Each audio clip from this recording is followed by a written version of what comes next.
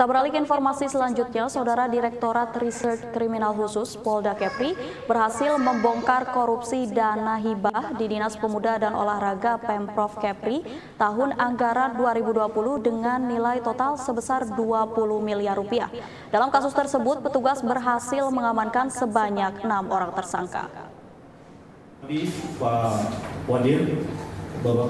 Subdit Tindak Pidana Korupsi Ditreskrimsus Polda Kepri berhasil membongkar kasus dugaan korupsi di Dinas Pemuda dan Olahraga Pemprov Kepri dengan total anggaran senilai 20 miliar pada tahun anggaran 2020. Dalam kasus tersebut, petugas berhasil mengamankan 6 orang tersangka dengan barang bukti yang berhasil disita sebesar 233 juta rupiah.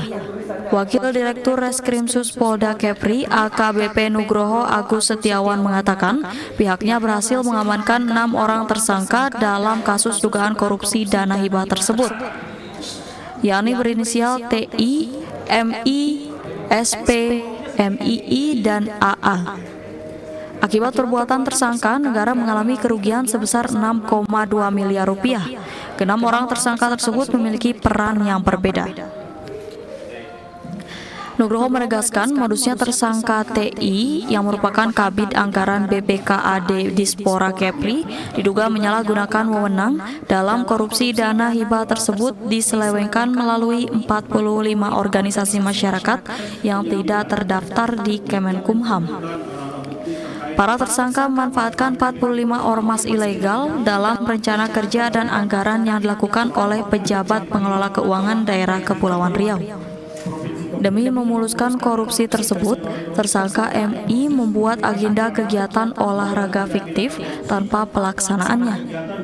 Selain tersangka TI yang merupakan kabid di Dispora Kepri, para tersangka berprofesi sebagai tukang ojek, supir taksi, mekanik, dan pekerja swasta yang bersekongkol dengan kabid tersebut untuk mencairkan anggaran di Dispora Kepri yang tidak sesuai peruntukannya. Jadi 4 klaster. Ini yang kita sidik, baru klaster pertama yaitu di Dinas Pemuda dan Olahraga dengan kerugian negara sudah dihitung oleh auditor sebesar 6,2 M kerugiannya. Tersangkanya ada berapa? Ada 6. Dalam klaster ini, di Dispora ini, tersangka utamanya adalah W,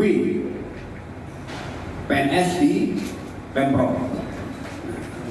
Atas perbuatannya, ke-6 tersangka akan dijerat dengan pasal 2 ayat 1 Undang-Undang Nomor 31 Tahun 1999 tentang pemberantasan tindak pidana korupsi dengan ancaman pidana maksimal penjara seumur hidup. Demikian Aloysius Andi Wardana melaporkan.